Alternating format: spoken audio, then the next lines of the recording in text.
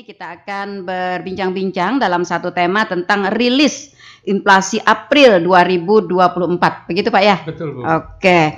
Ya, sebagaimana kita ketahui beberapa waktu yang lalu kita juga sudah pernah melakukan talk show dengan rilis inflasi 2023 kalau tidak salah ya Pak ya dulu ya.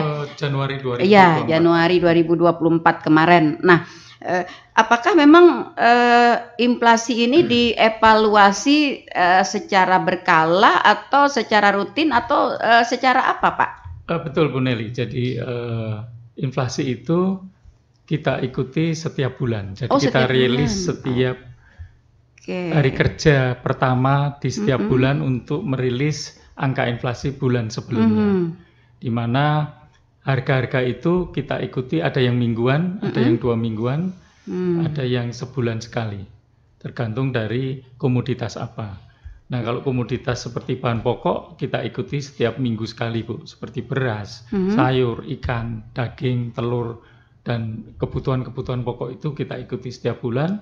Kemudian kita dapatkan angka rata-rata kecenderungan kenaikannya atau penurunannya, ya. Baru kita rilis pada hari pertama bulan berikutnya. Jadi rilis itu menggambarkan kecenderungan harga pada 1 bulan itu. Oke. Artinya ada evaluasi mingguan Pak ya? Ada evaluasi mingguan terhadap bahan-bahan pokok.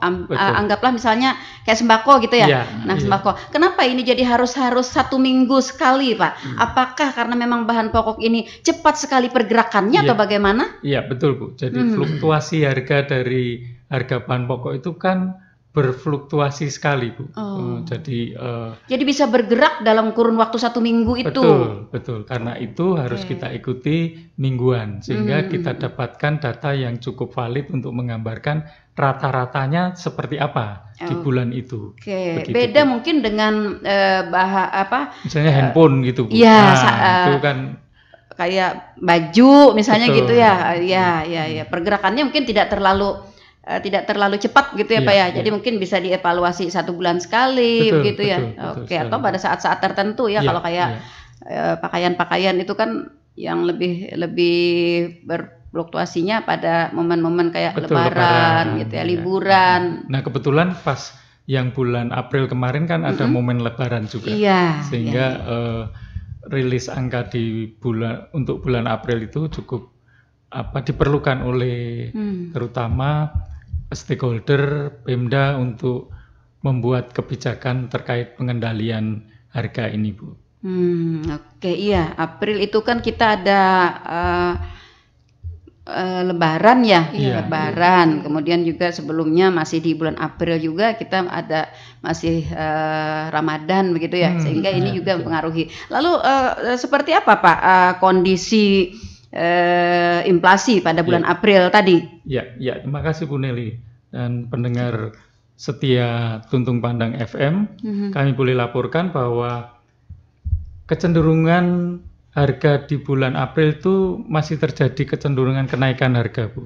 Kalau di catatan kami setelah kita hitung inflasi bulan April ini dibandingkan bulan Maret itu sebesar 0,77%. Artinya rata-rata kenaikan harga komoditas yang kita pantau itu naik sekitar 0,77%. Itu untuk inflasi bulanan. Artinya inflasi bulanan itu rata-rata harga di bulan April dibandingkan dengan rata-rata harga di bulan Maret. Nah, itu terjadi 0,77%. Boleh disebut mungkin Pak bahan-bahan pokoknya yang komoditasnya yang naik? Nah, komoditas yang mendorong inflasi artinya naik itu seperti bawang merah, daging ayam ras, ikan gabus, emas perhiasan, udang basah, kemudian ada rokok kretek, kangkung, tomat, sawi hijau, jagung manis. Nah, komoditasnya ternyata didominasi oleh kebutuhan pokok Bu. Tetapi selain dari yang naik, ada juga yang turun Bu. Nah, yang turun itu seperti cabai merah, bayam, buncis, cabai rawit, kacang panjang, telur, ayam, ikan nila, beras, terong, dan ketimun. Nah, artinya ada beberapa kebutuhan pokok yang memang naik, kemungkinan karena supply-nya supply atau demand-nya yang tinggi. Karena kemarin kan ada hari raya Lebaran itu, Bu, kebutuhan masyarakat kan banyak, artinya permintaannya meningkat. Seperti daging ayam ras. Itu kan permintaan meningkat. Kemudian bawang merah juga demikian. Nah, bawang merah ini memang terjadi di banyak kabupaten, hampir semuanya meningkat, Bu. Nah, karena memang kebutuhannya, permintaannya meningkat, kemudian suplainya untuk bawang merah itu memang kemarin kan sentra-sentra produksi bawang merah seperti di Kabupaten Brebes itu banjir. Nah, kebetulan kan kemarin ada banjir sehingga itu mempengaruhi suplainya, mempengaruhi pasokannya begitu ya? Betul, Bu. Dan itu terjadi di banyak kabupaten. Nah, itu kira-kira perkembangan harga yang terjadi di bulan April. Nah, kemudian Bu, catatan itu kalau kita mencatat juga yang namanya inflasi tahun ke tahun. Artinya rata-rata harga di bulan April 2024 dibandingkan April 2023, jadi perbandingannya dengan tahun yang lalu, itu catatan kami terjadi kecenderungan kenaikan sebesar 2,28%. Lumayan tinggi berarti ya? Lumayan tinggi, Bu. Tetapi memang angka ini, jadi gini, Bu, di pemerintah pusat terutama mematok angka 2,5% plus minus 1% untuk inflasi tahunan. Artinya targetnya itu, Bu. Artinya angka 2,5% itu masih di ambang aman lah, Bu.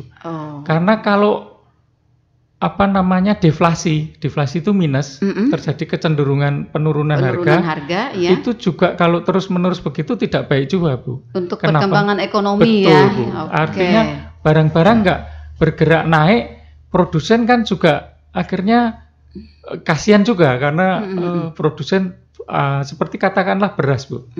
Beras itu juga diungkapkan Pak Jokowi. Jadi beliau mengatakan kalau harganya naik terus, saya dimarahin ibu-ibu.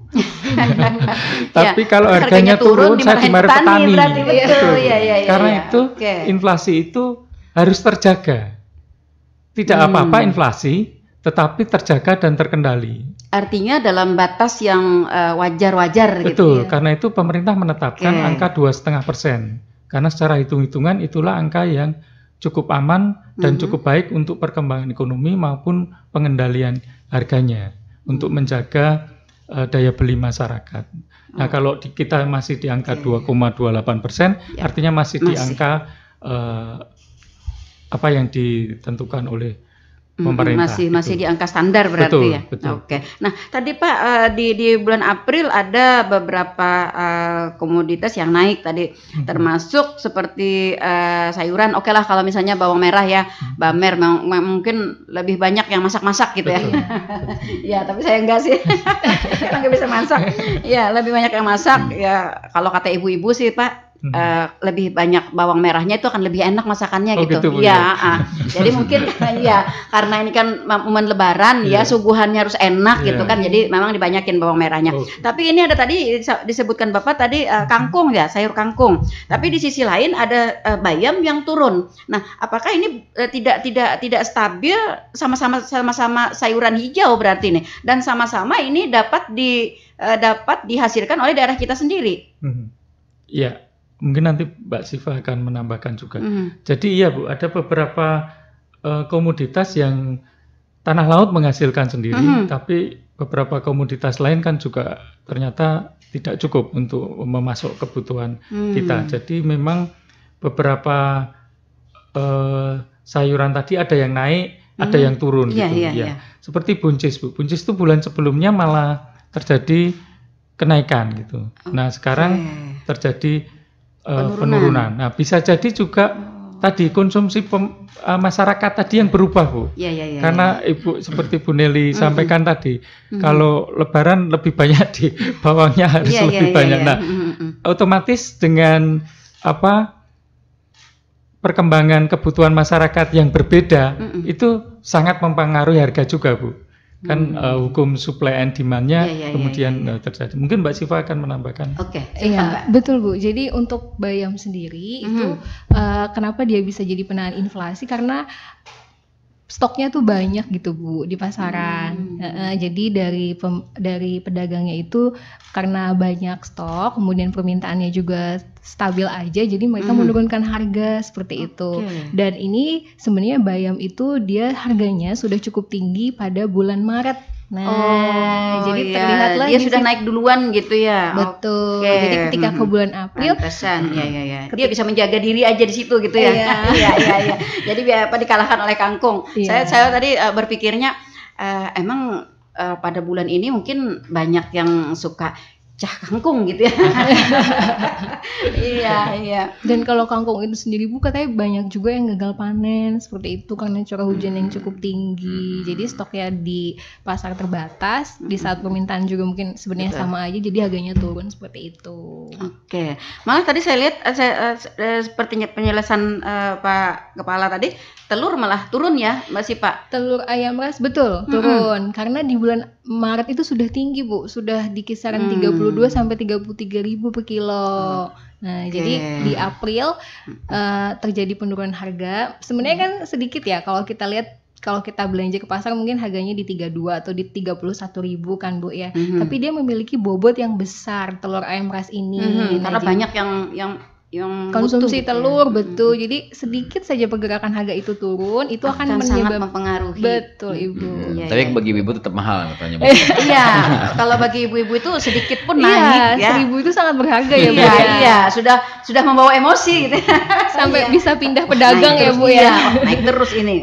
Tapi Pak Siso, biasanya untuk inflasi kecenderungan ini di televisi kemarin saya lihat bahwa kecenderungan di jasa angkutan Pak. Jadi melonjaknya barang-barang ini karena ada inflasi kecenderungan di sana seperti kayak saya dengar.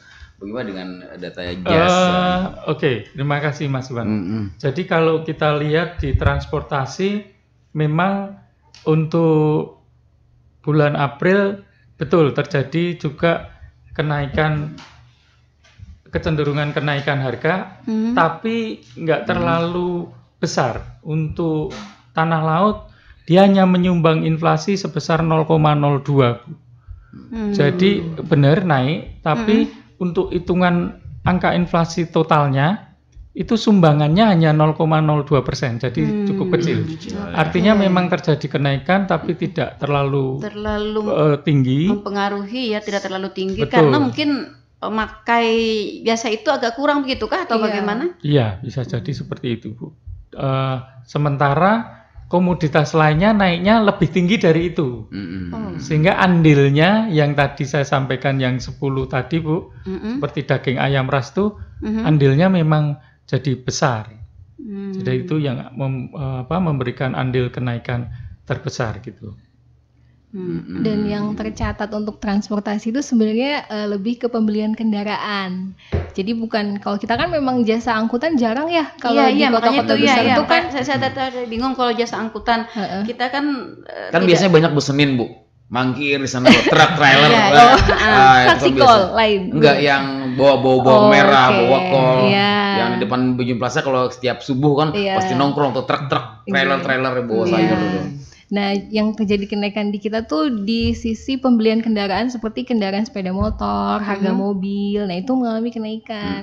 Bukan jasa angkutan. Kalau yang di kota-kota besar itu kan misalnya tarif ada angkot, betul, tarif taksi, terus juga ada tarif pesawat terbang. Nah, kalau kita kan nggak ada. Jadi untuk jasa angkutan kecenderungannya stabil, tapi lebih kepada harga sepeda motor dan mobil seperti itu yang mengalami kenaikan. Makanya nggak terlalu signifikan pengaruhnya, andilnya tadi sedikit seperti yang dijelaskan Bapak. Nah, kecuali terjadi kenaikan bahan bakar. Iya, itu sangat berdampak. Sebentar lagi Bang. Itu Bang, katanya kan Pertalite mau digantikan. Pertama green ya. Ganti nama doang kayaknya. Sebenarnya barangnya sama ya. Iya. Itu kalau BBM memang akan mempengaruhi seluruhnya kayaknya ya, dari BBM ini kayaknya pondasinya deh. Dampaknya akan dampaknya akan kemana-mana gitu memang. Ya, saya tadi juga memang cenderung kita apalagi dari pemerintah daerah untuk angkutan kayak BTS, kayak Palakatan itu kan sangat-sangat murah ya gitu, artinya dan tidak ada keluhan sih kalau naik gitu kan, tidak naikkan ya seperti itu. Jadi kalau di angkutan artinya kenaikannya tidak terlalu mempengaruhi ya Pak ya, tidak terlalu mempengaruhi untuk Kabupaten Tanah Laut yang pasti mungkin ya, khususnya di tempat kita. Oke, baik. Lalu apa ya yang menjadi patokan atau bahan pertimbangan ya inflasi itu sekiranya stabil itu apa nih Pak? Misalnya inflasi tanah laut memang mungkin pusat menetapkan inflasi 2,5%. Tapi untuk tanah laut kan pasti tidak ngepas seperti itu gitu ya, karena perkembangan kita kan berbeda. Nah, lalu bagaimana kita dapat mengambil kesimpulan bahwa inflasi kita stabil di tanah laut? Ini apa yang menjadi indikatornya Pak? Iya. Sekali lagi ini kan perkembangan kenaikan atau penurunan harga, Bu. Nah, tentu tadi seperti angka target pemerintah itu kan sudah diperhitungkan antara kebutuhan dari produsen dan konsumen. Nah, ini harus tetap dijaga. Nah, kemudian kita juga mencatat, Bu, beberapa komoditas yang katakanlah terus naik, seperti daging ayam ras.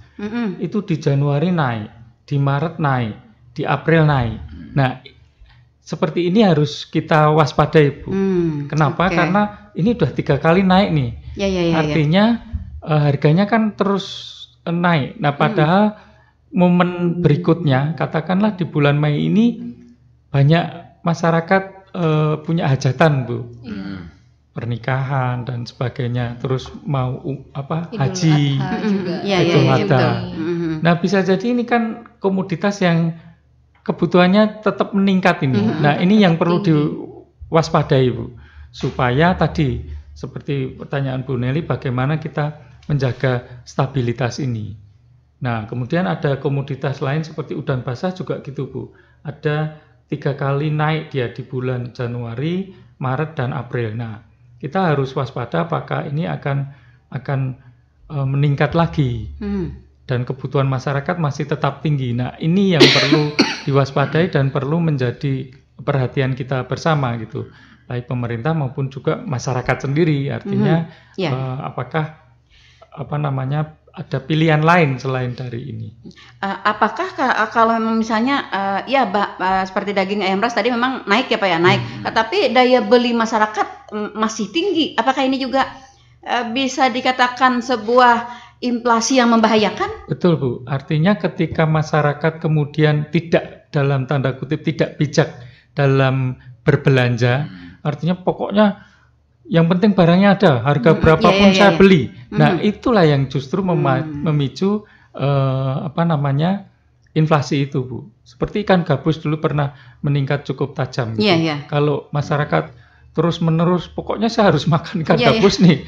Tapi seandainya cukup bijak, misalnya, sementara saya ganti dulu dengan ikan nila atau dan sebagainya. Nah, itulah yang bisa dilakukan masyarakat untuk turut serta menjaga harga ini tetap stabil gitu, Bu. Jadi kalau masyarakat mengeluh, harga naik terus, ya mudah-mudahan masyarakat juga punya pilihan bijak untuk juga melakukan sesuatu sehingga pengalihan begitu ya. Atau pengurangan konsumsi bisa ya. Betul. Kayaknya enggak sih ya kalau pengurangan. Iya, misalnya kayak daging ayam ras, sekarang kita memang misalnya di dalam satu rumah ada orang 4, harus sehari 1 ekor gitu kan. Mungkin nggak bisa dikurang-kurangin ya, meskipun istilah ibu-ibu tuh meskipun dengan berbagi lawan tangis gitu Pak belinya. Tapi terpenuhi gitu maksudnya. Tadi pertanyaan Bu Nelly, seperti mau nggak mau gitu ya. Iya, mau nggak mau gitu ya. Apakah daya beli masyarakat menurun atau gimana? Nah, itulah peran pemerintah di sana, Bu. Untuk menjaga daya beli masyarakat tetap terjaga, maka Pak PJ Bupati itu kan sering mengadakan pasar murah di mana-mana. Nah, itu bagian dari apa yang dilakukan pemerintah untuk menjaga daya beli masyarakat itu, Bu. Sehingga kan harapannya pasar murah itu kan harganya pasti di bawah harga pasar. Masyarakat beli di sana, kemudian pedagang pun juga, oh kok ada harga yang lebih murah, sehingga pedagang pun bisa menurunkan harganya juga. Itulah fungsinya pasar murah, Bu, untuk menjaga daya beli masyarakat, juga ke depannya supaya secara psikologis ada stimulasi untuk menurunkan harga juga. Dan itu terjadi, Bu, di Tanah Laut. Pak PJ kemarin katakanlah ikan gabus itu juga apa yang dilakukan Pak PJ cukup berhasil untuk menjaga stabilitas harga itu, Bu. Oke, baik. Nah, kalau misalnya begini, Pak, kalau misalnya pada harga di pasaran, kemudian harga kita di pasar murah, perbedaannya itu cukup signifikan. Nah, karena saya dengar juga Pak PJ itu, Pak, bukan hanya melakukan subsidi ya terhadap bahan-bahan yang dijual di pasar murah, subsidi secara kedinasan gitu ya. Tapi juga beliau memberikan subsidi pribadi begitu, bahkan jadi sangat-sangat jauh bedanya dengan kondisi pasaran. Nah, dengan kondisi ini apakah juga tidak mempengaruhi terhadap inflasi kita, Pak? Justru itu diharapkan mempengaruhi, Bu. Artinya untuk menstabilkan harga yang tinggi tadi, Bu. Dengan harapan kalau perbedaan harganya jauh, kemudian kan pedagang mulai berpikir bahwa loh di sana ada harga yang jauh lebih murah. Saya masih cukup ini enggak, kalau harga saya masih tinggi apakah masih laku? Kan begitu, Bu. Stimulasinya kan di sana. Sehingga kalau pedagang tetap mempertahankan harga yang cukup tinggi juga enggak laku kan, dia terpaksa dalam tanda kutip terpaksa menurunkan harga, apalagi komoditas-komoditas yang cepat busuk lah, yang nggak tahan lama, itu kan harus tetap terjual. Betul. Nah, kalau ada harga yang lebih rendah, dia di harga tinggi kan pasti nggak laku juga. Nah, sebetulnya mekanisme pasarnya di sana, Bu. Apa yang dilakukan Pak PJ itu pengaruhnya di sana, Bu. Sehingga inflasi tadi yang bulan ini 0,77%, di bulan berikutnya bisa jauh lebih stabil mungkin. Oke. Saya berpikirnya begini, bahkan ketika ada pasar murah gitu kan, ibu-ibu ngambil di pasar murah. Nah, apalagi pasar murah kita sekarang sudah cukup banyak gitu ya. Nah, lalu otomatis kan mereka tidak, karena di pasar mahal ya, tidak daya beli ke pasaran mungkin agak-agak menurun. Lalu perkembangan ekonomi kita di pasaran. Nah, terpengaruhkah atau tidakkah gitu dengan inflasi ini? Produsennya ya, Bu. Iya. Nah, di sisi produsen ya itu tadi makanya inflasi jangan deflasinya terlalu dalam. Artinya deflasi itu harganya turun terlalu dalam sehingga produsennya jual rugi. Nah, itu jangan sampai. Nah, itu maksud saya tadi. Nah, jangan sampai terjadi, Bu. Apalagi kalau terhadap bahan-bahan yang tidak bisa disimpan lama begitu. Betul. Seperti beras lah, Bu. Beras itu kan masih jadi ya itu tadi Pak Jokowi kan masih bingung penentuan harga. Betul. Karena itu di beras ada namanya sebetulnya harga eceran tertinggi dan harga patokan atas dan bawahnya itu ada, Bu. Sehingga ketika katakanlah kalau beras mekanismenya juga ada Bulog intervensi di sana gitu, Bu. Artinya Bulog harus membeli harga sesuai dengan ketetapan harga pemerintah yang sudah dihitung bahwa itu tidak akan merugikan produsen. Nah, itulah fungsi mungkin pemerintah. Katakanlah kalau harganya jauh terdeflasi, mungkin harus ada subsidi misalnya. Subsidinya bisa saja dalam bentuk subsidi biaya produksinya, Bu. Kalau di pertanian kan ada pupuknya dan sebagainya. Nah, itu yang juga harus dilakukan juga. Oke. Pak Siswa, ini misalnya kita melakukan evaluasi inflasi ini, kan tadi seperti disampaikan kita dirilis setiap bulan begitu. Nah, apakah hasil dari rilis inflasi ini disampaikan kepada maksud saya SKPD mungkin yang berkepentingan saja atau disampaikan kepada seluruh SKPD untuk dapat mengambil langkah-langkah berikutnya. Iya Bu, jadi data ini ketika kami rilis di hari pertama itu, sementara rilisnya kita masih upload YouTube Bu, karena kita belum. Nah biasanya kita di siang, jadi rilisnya itu setelah nasional, provinsi, kemudian baru kita. Jadi sekitar di atas jam 1 lah Bu. Nah sebelum rilis itu pun ketika angkanya sudah ada, langsung kita berkoordinasi dengan Pemda, kita berikan Bu. Jadi Pemda itu institusi pertama yang menerima berita inflasi ini, karena ini sangat ditunggu oleh Pak PJ Bupati, lewat Kabag Perekonomian, lewat Pak Asisten, itu kita selalu juga. Dan ini setiap Senin dievaluasi secara nasional Bu. Jadi setiap Senin itu seluruh Pemda di Indonesia itu Zoom meeting dengan Kementerian Dalam Negeri, dan seringkali yang mimpin adalah langsung Pak Menteri Dalam Negeri, Pak Tito. Jadi betul Bu. Tito Karnavian. Iya. Jadi itu selalu dievaluasi.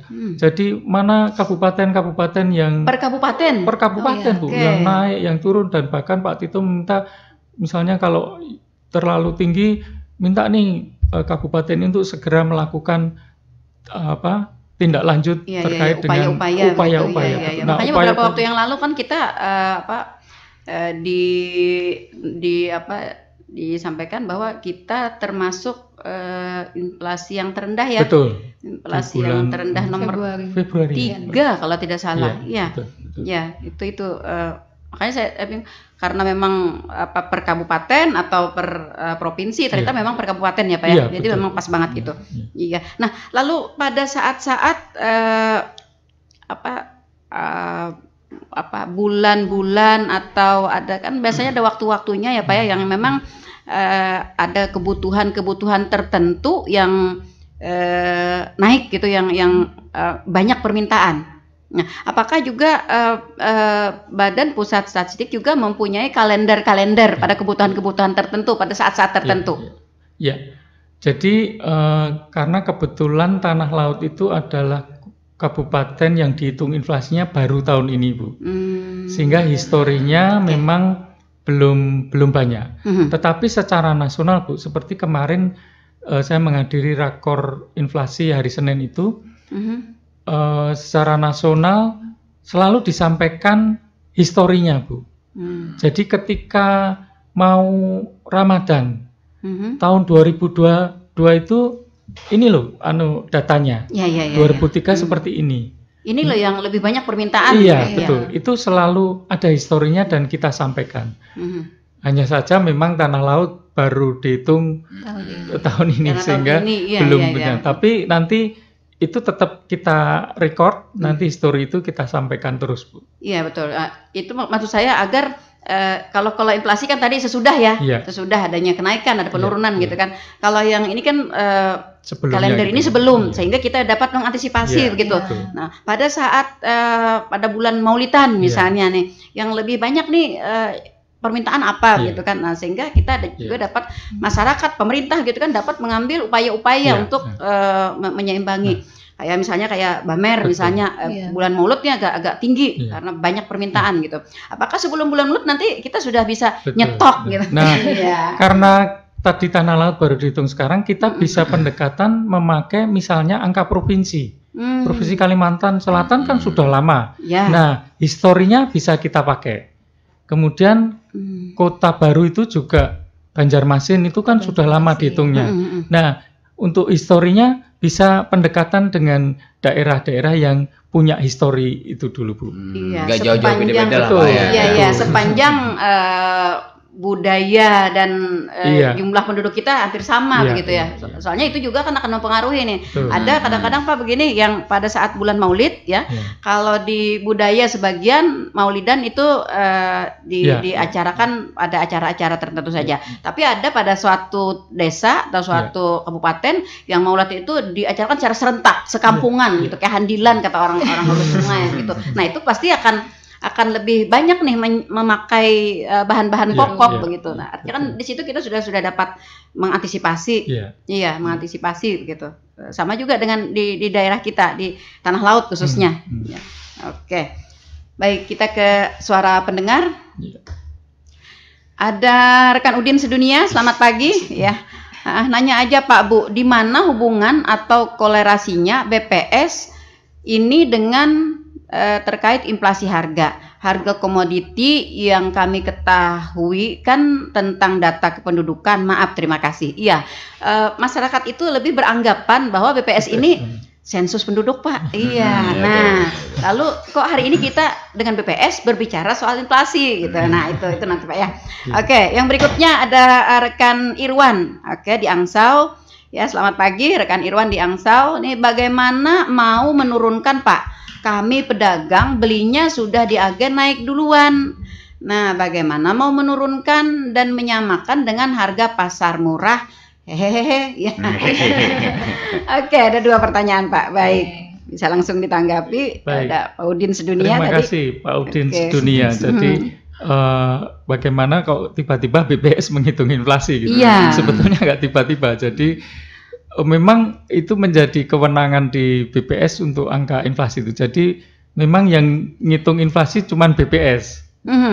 Dari dulu sih. Cuman Tanah Laut saja yang baru menghitung pada tahun ini. Kenapa? Karena kebutuhan pemerintah ternyata dari tahun 2020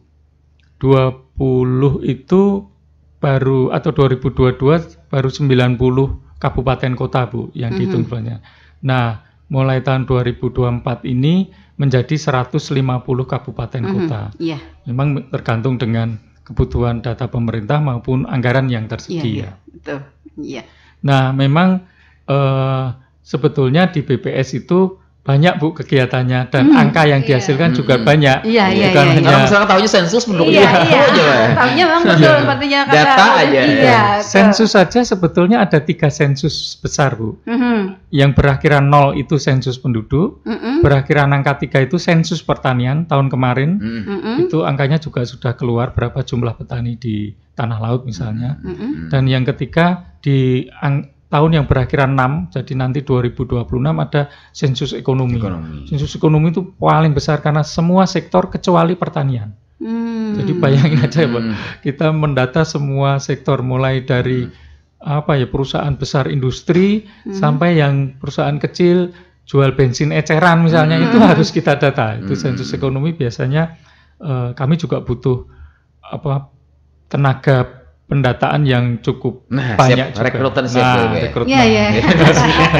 Nah, nanti kabar gembiranya nih akan kita umumkan juga di masyarakat Bu kalau ada rekrutan itu. Saya kira itu Bu dari BPS jadi banyak. Jadi ada perkembangan pariwisata juga kita catat. Kemudian ekspor impor. Jadi kalau di pusat itu ada rilisnya juga angka ekspor impor. Kemudian kemiskinan itu kita juga yang ini, pengangguran itu juga dari kami yang mencatat. Jadi tiap hari itu Mbak Siva itu nggak berhenti bekerja mengumpulkan data-data itu. Masyarakat kita atau pendengar kita lebih berpikirnya kepada sensus penduduk. Jadi ketika nggak ada sensus penduduk berarti BPS aman-aman aja gitu. Nganggur-nganggur aja. Iya, padahal ternyata dari itu. Sensus penduduk itu kan 10 tahun sekali ya Bu ya. Jadi betul. Sebenarnya enak banget sih kalau kerjanya 10 tahun sekali ya Bu ya. Nah, pada itu sebenarnya mungkin jadi ini juga ya untuk pendengar di Tuntun Pandang tuh survei yang diselenggarakan BPS tuh dalam 1 tahun untuk semua bidang ya, itu tuh lebih dari 100 Bapak Ibu. Jadi itu yang sudah tetap ya Mbak Siva ya, yang tetap, belum lagi yang ibaratnya secara khusus request gitu ya. Iya. Ya, mestinya ya secara umumnya seperti itulah dari semua bidang ya Bu ya, dari semua wilayah itu kalau dihitung-hitung saya pernah baca itu ada lebih dari 100. Nah, tinggal nanti di bidang apa mengerjakan survei apa dalam rentang waktu yang bulanan, mingguan seperti itu. Nah, BPS ini kan karena produsen data dasar Bapak Ibu, jadi data-data yang basic yang sifatnya dimanfaatkan oleh banyak lembaga, banyak SKPD itu dihasilkan oleh BPS kayak inflasi. Inflasi ini kan dibutuhkan sama SKPD seperti itu, terus data kependudukan, data kemiskinan. Nah, itu yang dikumpulkan oleh BPS. Jadi bukan cuma sensus penduduk aja. Yang lebih diketahui kan sensus penduduk gitu kan. Penduduk dalam angka ya terbitan BPS. Nah, mungkin dalam kesempatan ini bisa sekalian promosi ya Bapak Ibu. Iya, betul. Ada satu kegiatan yang dilaksanakan oleh BPS yaitu PODES, Potensi Desa. Itu pelaksanaannya 2 sampai 31 Mei. Untuk yang di datanya sendiri ini lebih ke instansi pemerintah daerah sih, seperti desa, kecamatan gitu. Desa betul, gitu ya. Perangkat desa yang akan menjadi respondennya seperti itu. Jadi mungkin mohon bantuannya juga untuk menerima kedatangan petugas BPS nih, karena itu adalah salah satu survei yang dilaksanakan oleh BPS juga gitu. Ya, dan ini juga penting ya. Betul, dan juga penting untuk bahan-bahan sebagai dasar untuk melakukan program-program selanjutnya. Betul, memantau perkembangan desa itu seperti apa, potensi yang dimiliki di suatu desa itu seperti apa gitu. Nah itu luar biasa Pak Udin ya. Jadi ternyata BPS ini banyak sekali program-programnya ya.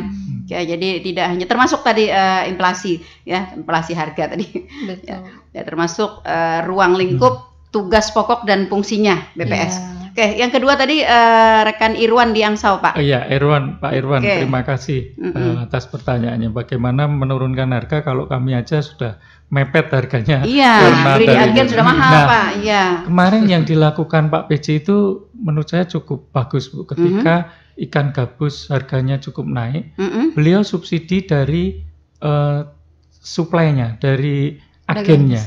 Pedagang besarnya itu jadi beliau sampai 20.000 kalau tidak salah. Nah, sehingga dari pedagangnya kita subsidi harganya sehingga di pedagang pun harganya sudah harga subsidi gitu. Nah, ini yang nah mudah-mudahan ini juga ketika ada kebijakan seperti itu kemudian juga diikuti oleh pedagang, artinya pedagang juga mendapatkan subsidi harga itu. Intervensinya lebih ke pedagang besar sebenarnya ya Pak. Iya, dari atas berarti betul, ya. Sehingga diharapkan itu turun. Cuman ya kemampuan anggaran pemerintah juga rasanya kalau semua subsidi juga akan. Yang penting menurut saya Bu, yang perlu kemudian kita pikirkan bersama terutama di tingkat produsen adalah efisiensi dalam memproduksi barang dan jasa gitu. Karena seringkali kan efisiensi menjadi persoalan di bangsa ini sebetulnya. Kalau misalnya kita bandingkan dengan negara lain misalnya, Cina itu kan sangat efisien betul. Jadi waktu yang digunakan untuk memproduksi, makanya mereka barang-barang bisa murah Bu, karena cukup efisien. Jadi katanya di sana itu nggak ada orang ngamplas tuh sambil ngerokok. Itu kan sangat mempengaruhi produksi Bu. Artinya 1 jam dia bisa produksi berapa? Nah itulah yang dan meninggalkan rokok. Intinya gitu produktif ya Pak ya. Produktif betul Pak Iwan. Nah itu yang menurut saya juga menjadi persoalan juga di kita soal efisiensi ini Bu. Jadi bagaimana membuat tadi produktivitas meningkat gitu. Kalau 1 jam bisa buat 10, gimana caranya bisa buat 20. Kalau seperti itu kan pasti akan mempengaruhi harga Bu. Harga produsennya menurun, harga jualnya pasti akan turun, sampai di konsumen pun akan turun. Yang kedua adalah distribusi memang. Bagaimana supaya distribusi itu menjadi efisien gitu. Nah, dengan dibangunnya jalan-jalan, kenapa jalan harus bagus, kenapa aspal harus dibenerin. Salah satunya karena ini juga Bu, pengaruhnya ke inflasi. Ketika mereka bisa mencapai jarak yang tadinya 3 jam menjadi 1 jam kan menjadi efisien. Nah itu juga berpengaruh di sana. Artinya dengan kasus apa yang tadi disampaikan oleh Pak Irwan ya, Pak Irwan di Angsau, dapat diambil langkah mungkin ya.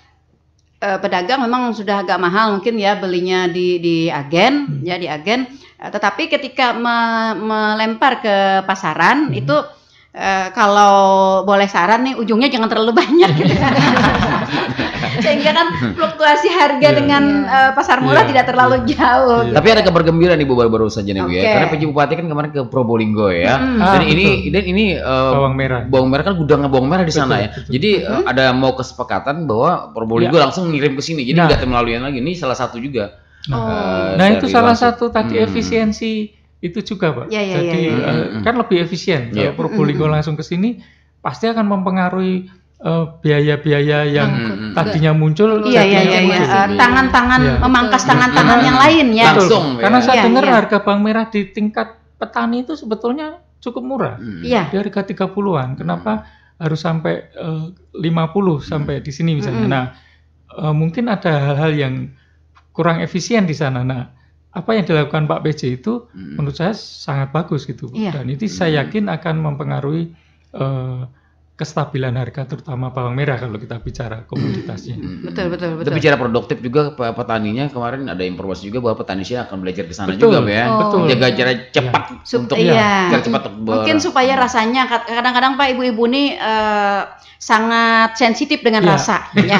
Ketika rasa bawang lokal itu kurang greget dari bawang Brebes gitu ya. Nah, sama-sama bawang Bu ya. Sama bawang sebenarnya, tapi ibu-ibu itu sensitif Pak. Benar-benar sensitif karena memang ibu-ibu tuh punya naluri ingin menyajikan yang terbaik untuk keluarganya seperti itu. Betul Bu. Kemarin saya dengar yang dari Probolinggo itu memang bawang Probolinggo besar dan pedas. Nah, itu dia Pak. Iya. Besar dan pedasnya itu yang dipegang ibu-ibu Pak. Kita nggak bisa besar. Ya, nggak bisa besar dan nggak bisa pedas sepedas itu gitu. Halus sekali meyakinkan. Nah, itu yang mau ditiru. Betul. Kemarin sudah ada kerjasama. Ada sharing knowledge. Petani bawang kita akan belajar dari sana. Nah, mudah-mudahan ini masyarakat juga bisa mendukung ini, terutama petani bawang kita sehingga bisa tercapai apa yang menjadi. Dan Probolinggo juga langsung masuk sini. Betul. Iya. Kita memang salut ya dengan upaya-upaya yang terobosan-terobosan yang dilakukan oleh Pak PJ. Apalagi tadi dengan subsidi langsung ke agen gitu kan, sehingga yang di bawah ini udah dapat merasakan juga secara tidak langsung kan ya. Iya. Nah, kemudian yang supply dari Brebes langsung ke sini gitu kan, petani kita disuruh belajar gitu kan, menimba ilmu ke sana supaya kita dapat paling tidak ya dapat menyamai sedikit lah gitu. Mungkin karena struktur tanah yang berbeda mungkin dengan Brebes, sehingga mungkin tidak dapat sama banget gitu dengan Brebes, tapi paling tidak dapat mengimbangi lah. Iya. Semoga ya di kesempatan mendatang kita sudah tidak memasok bamer lagi, mungkin sudah bisa dapat produksi mengkonsumsi ya bamer lokal kita. Nah, memang luar biasa juga Pak, teman-teman kita juga dari Dinas Pertanian ini juga melakukan upaya-upaya yang sudah maksimal untuk mengekspor penanaman bawang merah ini juga. Nah, cuma itu tadi kendalanya karena memang hasilnya tidak sama dengan bawang luar kecil gitu. Ya, Bu, sayangnya memang ibu-ibu sensitif rasanya ya. Lidah ibu-ibu tuh sensitif, sedikit aja beda, ibu tahu gitu. Sensitif lagi tak tudung kosong. Iya. Oke, baik. Aduh, ternyata. Ya, ini Pak, saya ingin mengulang lagi nih. Kalau untuk Kabupaten Tanah Laut sendiri, apa sebenarnya yang lebih menjadi pemicu adanya inflasi atau deflasi? Jadi ya itu tadi Bu, yang saya sampaikan. Jadi kita memang tidak bisa memprediksi misalnya 3 bulan ke depan atau 6 bulan ke depan, 5 bulan ke depan gitu. Tetapi kita ikuti yang sudah ada. Seperti tadi saya sampaikan daging ayam ras. Ini kan sudah 3 bulan dari 4 bulan itu naik terus. Nah, ini mesti kita jaga ini Bu. Karena bahaya kalau ini naik terus sementara pasokan juga tidak mencukupi misalnya. Nah, kemudian yang kita lihat juga biasanya kita melihat dari sisi pasokannya. Kalau demand-nya memang naik terus, berarti harus intervensi pada supply-nya, tingkat pasokannya. Nah, ini yang menjadi harus perhatian kita. Misalnya juga ini emas perhiasan bulan ini naik. Nah, apakah di bulan besok misalnya perkiraan akan seperti apa? Cuman kalau emas perhiasan itu memang sangat bergantung dengan harga internasional. Nah, ini juga menjadi kewaspadaan kita. Kemudian misalnya yang ikan gabus, nah lokal ini yang unik kan. Kalau ikan gabus kan tidak dimiliki kabupaten yang konsumsinya nggak terlalu besar. Tadi di Kalsel kan beberapa kabupaten konsumsinya cukup besar. Iya. Nah kemarin termasuk tanah laut, Pak. Iya, Iya. gabus itu kalau hujannya terlalu banyak, terlalu tinggi, sulit, pasokannya akan terhambat. Oh, Nah, sulit mendapatkan ya orang. iya, sementara kebutuhannya Iya, seperti itu ya. Iya. Ini yang sering kebutuhannya masih iya. cutting. Oh, oke. Nah itu jadi bulan ini sudah naik nih. Nah, bulan berikutnya kita akan melihat perkiraan curah hujan seperti apa, suplainya seperti apa. Nah, memang artinya harus kita ikuti terus tiap bulannya. Gitu. Artinya, maksud saya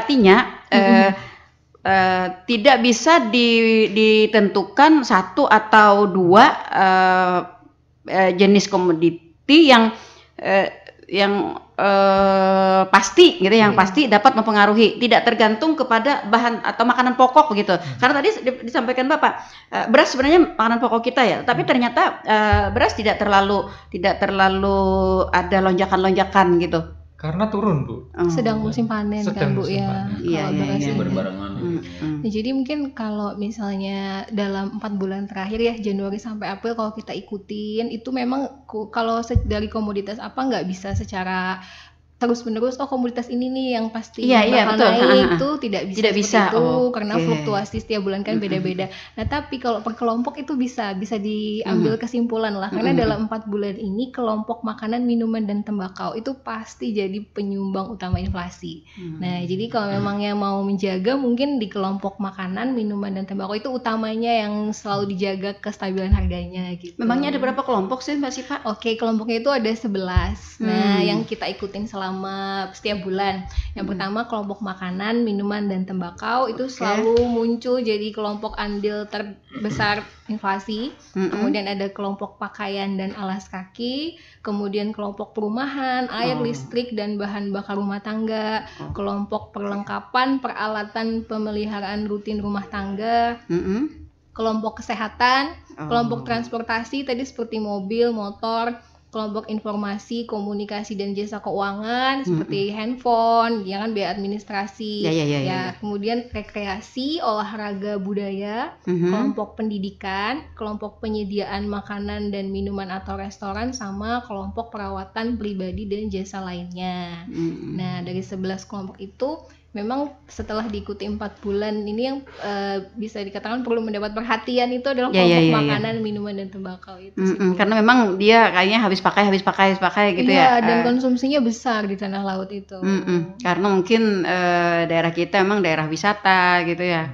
Banyak orang yang datang juga ya. Jadi makanan minuman. Iya, makanan dan minuman. Nah, kelompok tadi Bu, misalnya kelompok pendidikan. Nanti kan Juni-Juli ini tahun ajaran baru.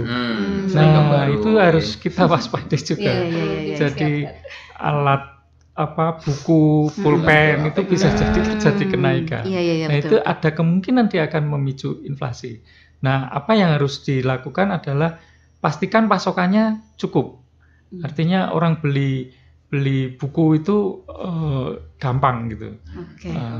Tercukupi. Kemudian juga biaya pendidikan itu juga perlu menjadi perhatian. Oke. Baik, terakhir Pak Siswa. Ini misalnya ada hasil tadi kan hasil survei dari BPS, inflasi atau deflasi begitu ya. Karena kan ada dua gitu ya, inflasi atau deflasi. Nah, apakah juga di dalam kita penyampaian kepada pihak-pihak yang berkompeten itu terdapat juga mungkin ada saran atau bahan pertimbangan, karena kan yang tahu kan BPS nih. Apakah ada juga seperti itu dari BPS? Iya, selalu Bu. Kita berdiskusi dengan Pemda terutama, karena Pemda yang punya kewenangan untuk melakukan tindak lanjut dari itu. Kita bisanya memberikan insight-insight seperti tadi. Ini loh, daging ayam ras sudah 3 bulan naik terus. Ini mohon untuk menjadi pertimbangan. Nah, kalau masyarakat pun akan memberikan input-input, saya kira sangat terbuka gitu Bu. Dan untuk data-data ini inflasi kita bisa unduh di tanah laut kap.bps.go.id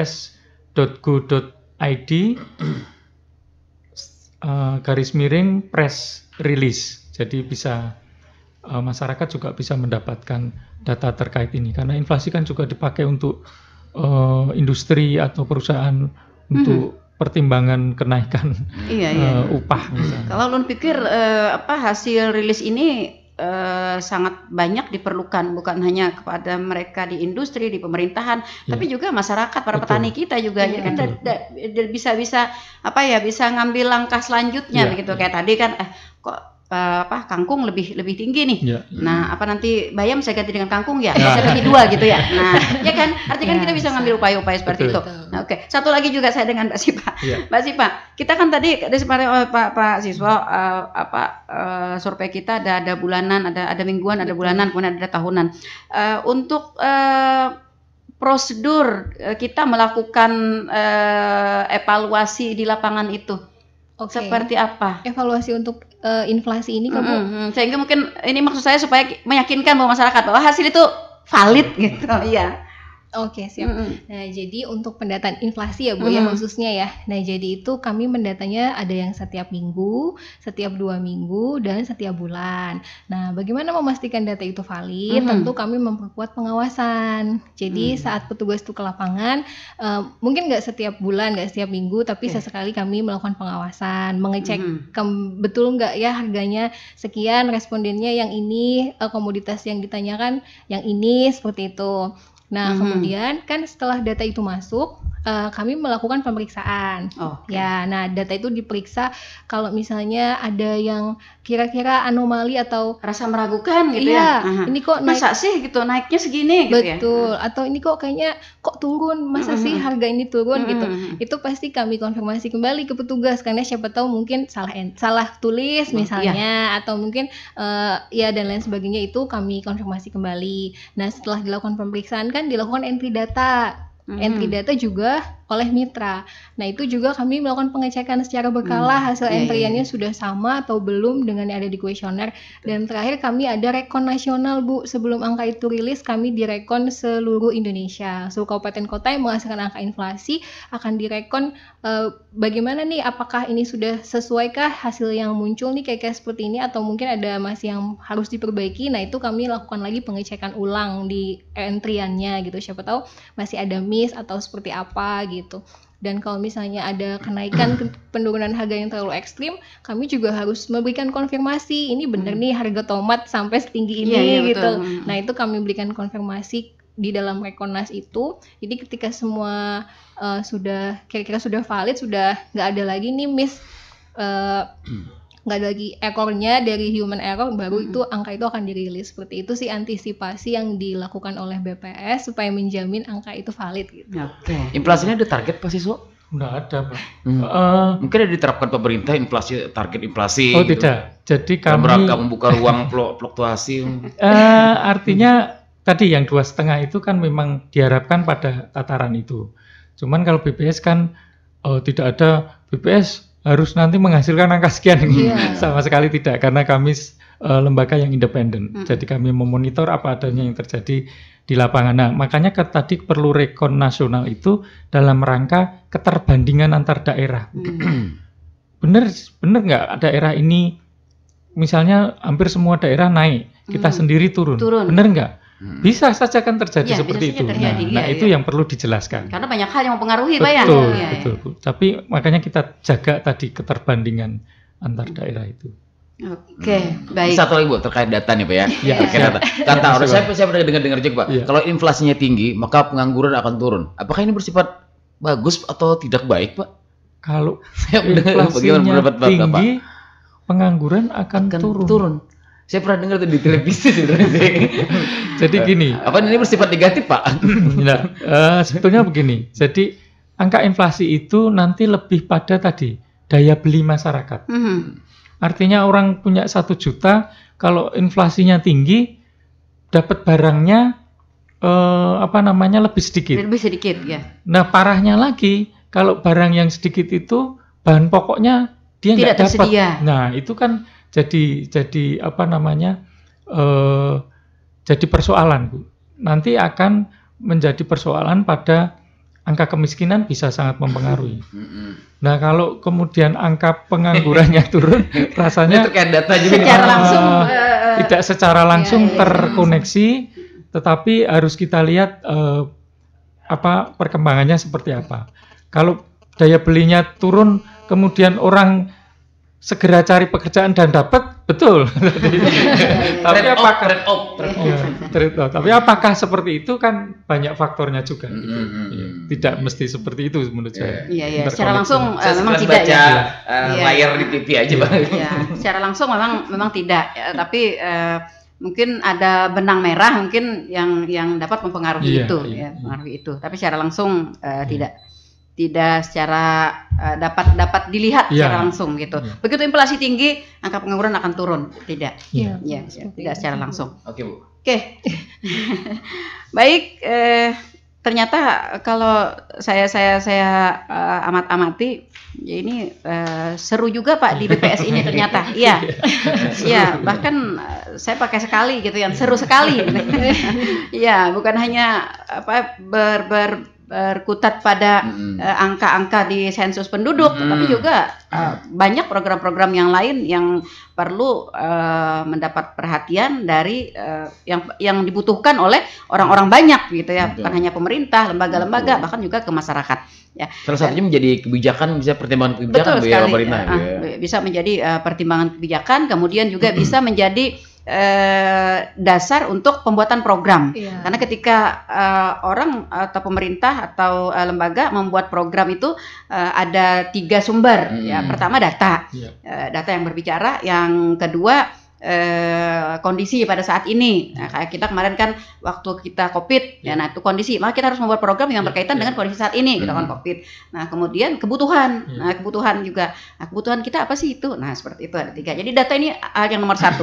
Ya, makanya tadi saya tanyakan Mbak Sipa, data ini memang kita sudah percaya bahwa Badan Pusat Statistik ini adalah satu-satunya lembaga yang diberikan kewenangan ya untuk mengeluarkan data yang memang valid adalah data BPS. Tapi saya perlu menjelaskan lagi kepada para pendengar tadi, sehingga betul-betul yakin gitu ya. Biar fix Bu ya.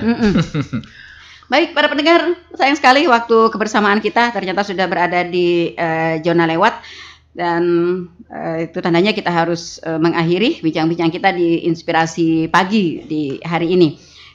Saya terima kasih atas kebersamaannya Pak. Terima kasih Bu Siswo, Mbak Sipa, dan juga terima kasih kepada para pendengar yang sudah berkontribusi bersama kami, dan para pendengar yang selalu setia stay tune di 102,3 RPPL Radio Tumpana FM. Mudah-mudahan ini menjadi tambahan pengetahuan ya bagi kita semua ya, untuk dapat menjaga kondisi perekonomian, khususnya keamanan dan juga ketersediaan pangan di Kabupaten Tanah Laut tercinta. Mohon maaf jika ada yang kurang berkenan di hati, atau mungkin ada closing Pak Siswo. Ya, saya kira ini menjadi tugas kita bersama Bu, baik pemerintah juga masyarakat juga bisa berkontribusi dalam pengendalian harga ini. Betul sekali. Oke, baik.